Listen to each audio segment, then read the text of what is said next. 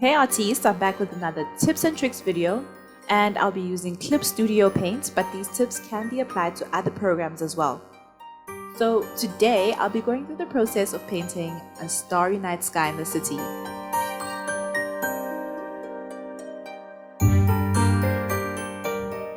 Firstly, I'm setting my canvas to an A4 with a DPI of 300. As I've said before, in case I want to use the illustration for print purposes. So I'm starting my city silhouette, which I've opted to be a city by the water. And honestly, I just go in with different solid shapes. Trust me, they start looking like buildings after laying down a few of them. Okay, but that said, I've looked at quite a few references over time and even just before I started this illustration in order for me to be able to just start out this way without sketching anything. So alternatively, you can always find some city silhouette brushes. Okay, so these buildings that are further away are much lighter in color to show distance. So this is called atmospheric perspective, in case anyone wants the term for it. So just like you'll find that with mountains in the distance, they'll almost seem as if they're blending in to the sky.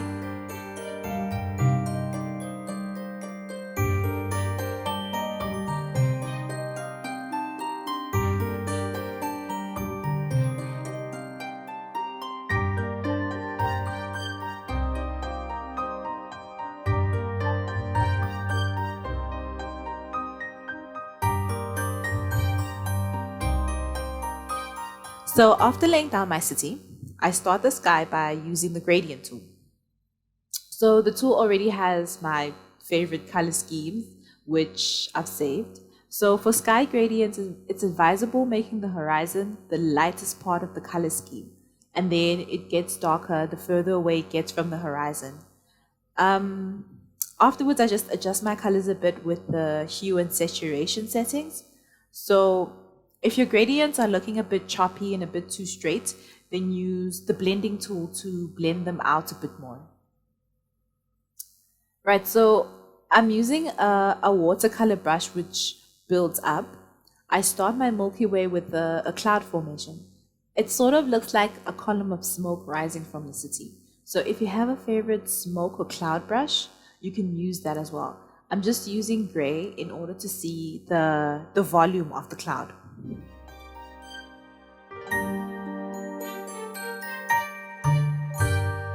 So I turned the blending mode of the cloud to multiply, and I added a gradient on top, which was a vivid light mode, in order to get the cloud to match my color scheme. So you can use any type of method that you find easier to change the color of your cloud. So this will be the darkest part of the sky, okay? So then we expand our Milky Way by adding the lights, which are supposed to be a stark contrast to the dark part that we just made. So the lights are going to be going on either side of the cloud formation that we just made. So I make a layer and I use an add glow mode.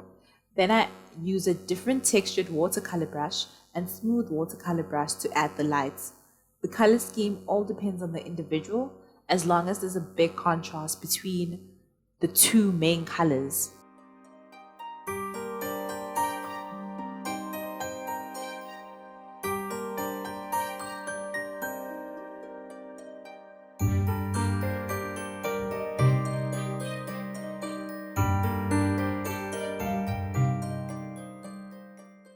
So the textured watercolor brush is by one of my favorite illustrators, and I'll put a link to the brush set below.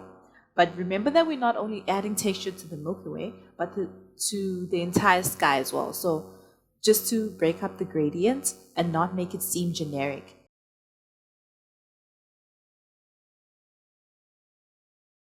So while this is already starting to look a little magical, the next step is to add a foundation for the stars.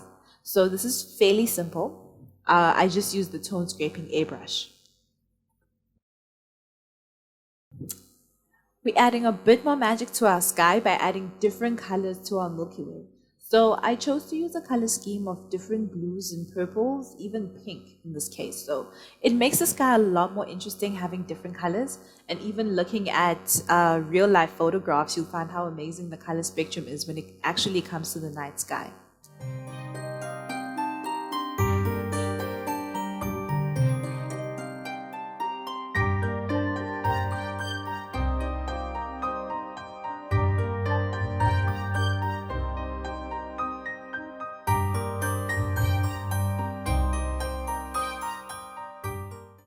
So after adding more colors with my watercolor and airbrush, I add more stars. So this time I'm going in with different brushes with varying sizes to make the stars more interesting.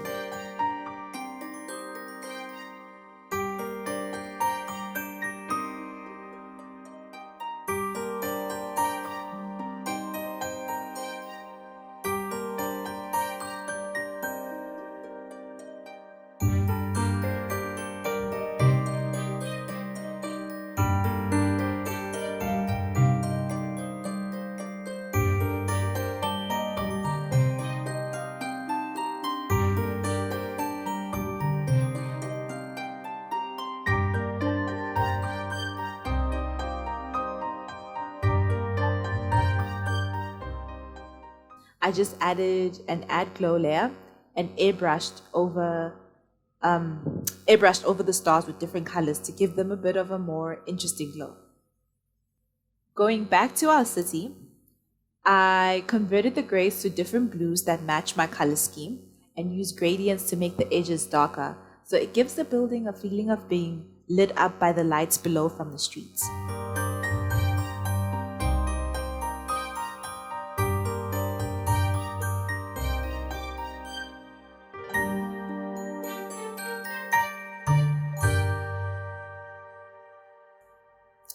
Then I just use soft circle brushes for the lights at the bottom of the city, and I make them multicolored.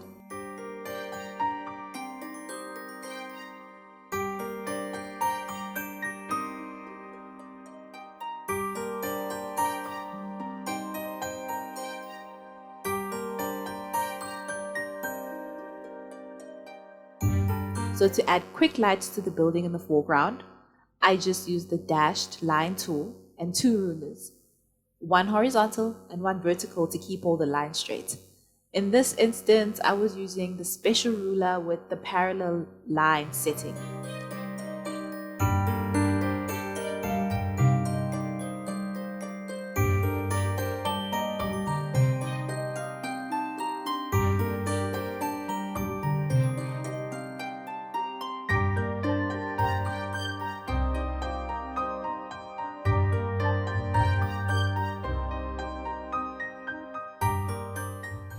Then I added finishing touches to the building by using the soft glitter brush for some of the lights and then brightening the colors I used for the building gradients.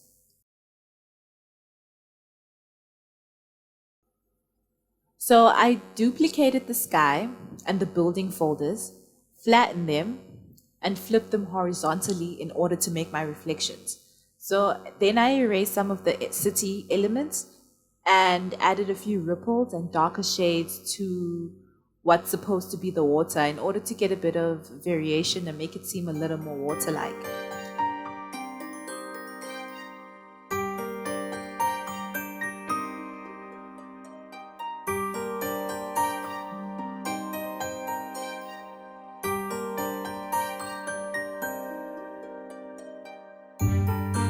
And here we are, our magical starry night scene with only a few steps. So thanks for joining me for this tutorial, and I'm always open to questions at any of my social media accounts listed below. And I hope this was helpful, and I'll probably be bringing more tips and tricks.